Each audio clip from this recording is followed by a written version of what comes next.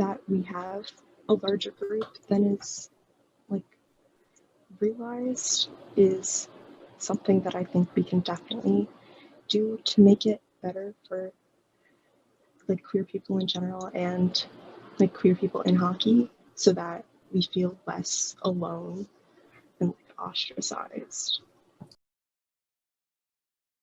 I'm 15.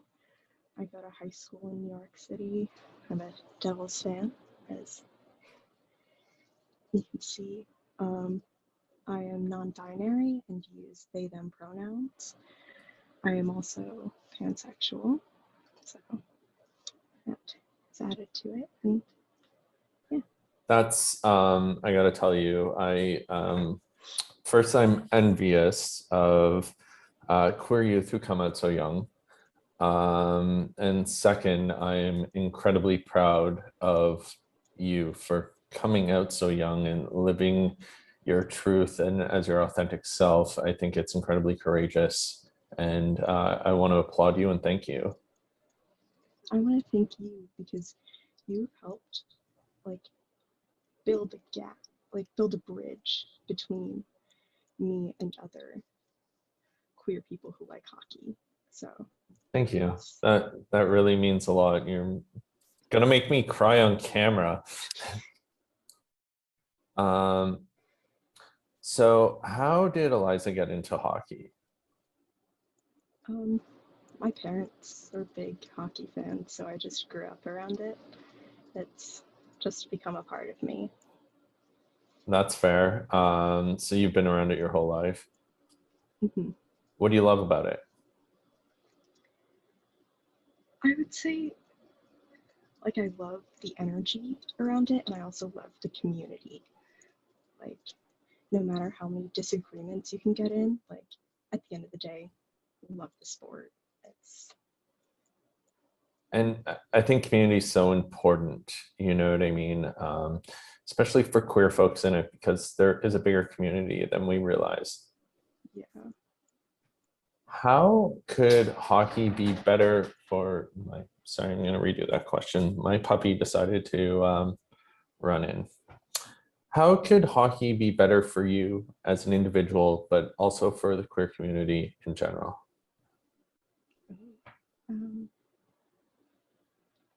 Highlighting that we have a larger group than is like realized is something that I think we can definitely do to make it better for like queer people in general and like queer people in hockey, so that we feel less alone and like ostracized.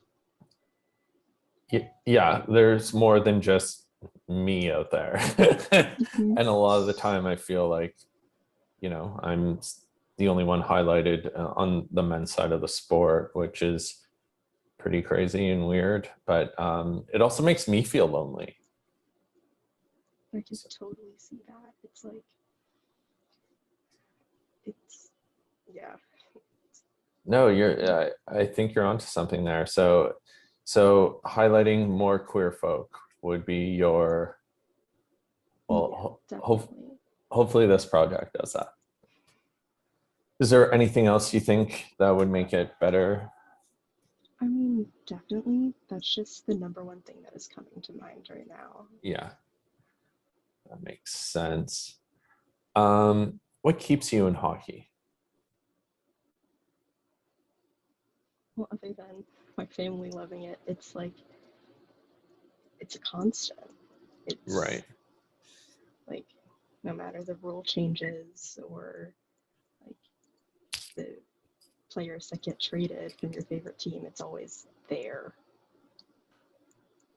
Sorry, my puppy wants to join, and she's like, it's all right. Do you like dogs? Yes, I do. Okay, well, here's Iris, and she wants to, she's like crying and putting her head on my lap. So if you're okay with it, she's going to join our interview. Oh, that is quite all right. Good. So the family, obviously, in the constant, right? It's year after year. the Devils consistently are going to lose year after year. Yeah. Sorry, I had to. I had to It's throw alright. in one jab. What gives you hope for queer people in the sport? Well, in the WHL, notably, it's like they are, I feel like they're more highlighted, and I feel like that can kind of seep into the NHL, and then just like everything, and like the A and the O, like is very much, it can be more than just the NWHL. So it's like, Yeah, it seems like women's hockey is far more progressive, especially in terms of openly queer folks and in terms of being inclusive towards the LGBTQ plus community, right? Whether it's the NW or the PW, it's just that way. And I'm a big believer that, you know, as women continue to break glass ceilings, it's the men's side of things will follow suit. There's no choice. And I think you're spot on. I think that's really insightful at your age to recognize that is really cool, because I'm a big believer in that and studied this for a long time to get to that point. So, you know, is there anything else you'd like to add? really just like we have to pay attention to the people that we're like leaving behind as we stay in bigoted ways. Like if we continue to like think of hockey as like a men's sport, like a cis sport or straight sport, it's, you're leaving behind so many people that can help grow the game. Well, I think you're growing the game. I think you being you at such a young age and unapologetically being yourself and living your authentic self is going to grow the game. I think it's not only going to grow the game, but it's going to shift society as a whole. I mean, you go to school with heteronormative folks, and your identity, your visibility, you're putting a face to so many, like a number of intersections of, you know, queer identities. So that's huge. And whether you know that or not right now, at some point in your life, you will. And somebody's going to come back, and it's probably going to be a lot of somebodies who are going to come back when you're older and say, hey, you know, I knew you in high school, or we were in the same school or whatever. And your life has made me, you know, your being visible has made me consider things, and they're going to have kids, and that's going to shift things. You being a part of, you know, the Devils hockey community is going to shift things, and that matters so much. So thank you. Thank you.